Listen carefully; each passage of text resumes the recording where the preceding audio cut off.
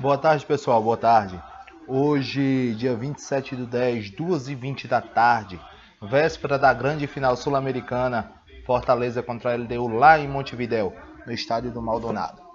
Mas o nosso papo aqui é brasileiro. Última rodada terminou ontem, na quarta-feira, os jogos de Vasco, os jogos de Santos. Então a gente traz logo as reações e daqui a pouco a gente traz os palpites para a 30ª rodada.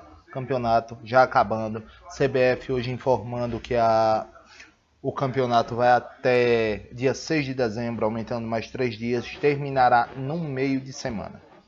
Mas pode ser que até lá já tenhamos todos os enredos, as nuances, quem passa para Libertadores, Sul-Americana, campeão e os 4 rebaixados. Enquanto isso, algumas surpresas, outras nem tanto. Então a gente vai começar agora para falar sobre as rodadas do jogo. Foi mal. Sobre os jogos da rodada. Começando então, nós temos o primeiro jogo aqui pela lista. No Raulino de Oliveira, Fluminense 5-3 com Goiás. E que jogaço, meus amigos. Para quem faz aquele fantasy game, algum dos, eu acho que foi muito surpreendente ver ainda no primeiro tempo o Goiás metendo 2-0 no Fluminense. E o Fluminense conseguindo a virada. Se vocês lembrarem, tem a listinha aqui marcada. Fluminense e Goiás eu coloquei que dariam dupla casa. Até o momento, um pontinho de um acerto.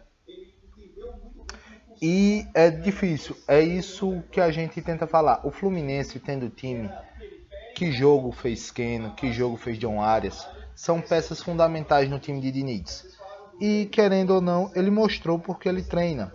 Porque a partir do momento, isso lembra muito o Flamengo de 2019, 2020. Se você levar 3, mas você conseguir fazer 4, não tem problema nenhum. O problema é você levar 3 e não fazer mais nada.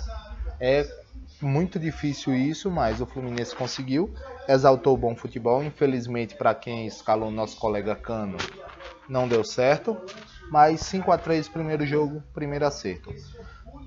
Segundo jogo, por aqui no momento, nós temos Bragantino e Atlético Mineiro.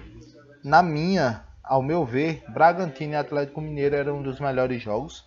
O Bragantino brigando ali para não ficar tão distante do Botafogo. Poderia ter diminuído a distância para 4 pontos, se eu não me engano. Mas não diminuiu.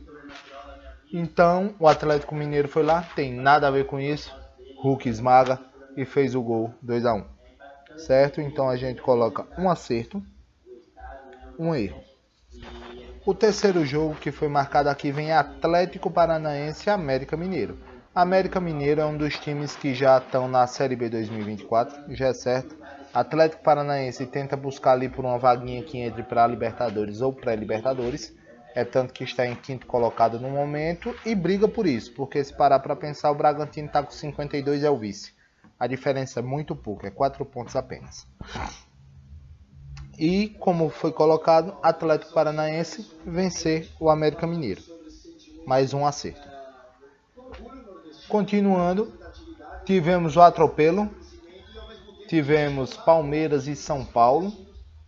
Eu coloquei que o Palmeiras venceria o São Paulo, fazendo assim meu terceiro acerto. Eu não pensei que era uma sacolada tão grande, mas com isso o Palmeiras encosta ali, continua em terceira colocação, marcou 50 pontos, empatou com o Flamengo, só passa por causa, se eu não me engano, de saldo de gols. E o São Paulo continua ali pelo aquele limbo, já tem a vaga da Libertadores, tem uma diferença muito grande de 7 pontos para a zona do rebaixamento, então eu acho que o São Paulo não se preocupa mais tanto, mas você ainda parar para pensar, tem 24 pontos a serem disputados. Fica muito ainda aberto para a gente tirar, pelo menos até aqui a área do Fortaleza, que tem 42, eu acho que está em aberto. Cruzeiro, o jogo do Cruzeiro, o Bahia vinha numa subida. O Cruzeiro vinha de uma vitória no último clássico. E o Cruzeiro foi lá e meteu 3. Fez 3-0, deu uma distanciada, tá 6 pontos da zona de rebaixamento. Pegou a zona ali da Sul-Americana, assim como o Ronaldo disse, né? E infelizmente o Bahia deu uma parada, segurou estancou em 15º com 3 pontos apenas da zona do decesso. Desculpem, pessoal, é muita emoção. Ok. No próximo jogo veio Grêmio e Flamengo.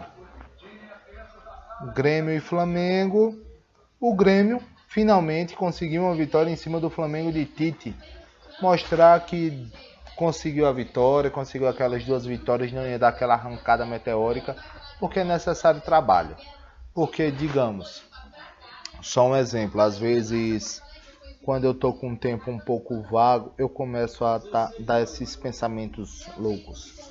Digamos que o Flamengo começa o ano, Vitor Pereira, não me lembro, Vitor Pereira, depois veio Sampaoli, é que é muita gente que muda, e agora veio Tite. Já imaginou Tite nesses últimos 3 jogos conseguir 3 vitórias e o Flamengo dar aquela subida meteórica? Como é que os dirigentes iam virar? Tá vendo? Que vale a gente trocar e botar outro time, não respeitar prazo nem tempo, porque tudo que tem que dar certo tem que dar na hora. Seria muito diferente. É muito estranho a gente parar para pensar às vezes nessas coisas. Cuiabá e Corinthians. Todos sabem, quem assistiu desde meus primeiros vídeos sabe que eu sou corintiano. Se alguém viu meu palpite na rodada passada, viu que eu coloquei que o Corinthians perderia para o Cuiabá. Mas não perdeu. Foi lá, ganhou de 0-1. Deu uma afastadinha não tão grande, porque a diferença ainda é apenas de 5 pontos. Ficou mais gente ali no meio. Tem Bahia e Santos ali brigando por essas 2 vagas que podem haver a troca. Mas mesmo assim não é hora de relaxar. Vamos continuar pensando para afastar. A meta é 45, não é outra. Mas a gente aí marca mais um erro. Então nesse momento eu tenho 3 acertos e 4 erros nessa rodada. Uma rodada que teve apenas 9 jogos. Vasco e Internacional. Vasco brigando para não cair. Internacional dando aquela melhorada após a Libertadores. Tem time para isso, segundo o que todo mundo fala. Eu não sei porque eu ainda não vi esse jogo e eu acho muito estranho. Você pegar contra os lá de baixo você vai e consegue ganhar. E contra os grandes do campeonato você não consegue vencer. Mas mesmo assim o pessoal na mídia vai e fala: o Internacional tem um time de Libertadores. Eu não entendo. Perder lá embaixo e ganhar dos lados de cima é mais fácil. Mas eu não acho que tem esse time todo. Eu acho que tem os bons 11. Ou seja, o time titular. Após isso, eu acho que já fica uma dificuldade um pouco maior. E um time de futebol não só tem 11 jogadores, né?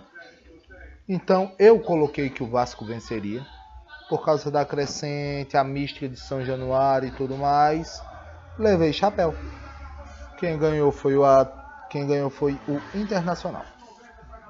E aí vem Santos e Curitiba para fechar a rodada. Santos e Curitiba, o Santos foi lá, conseguiu, fez seu 2-0.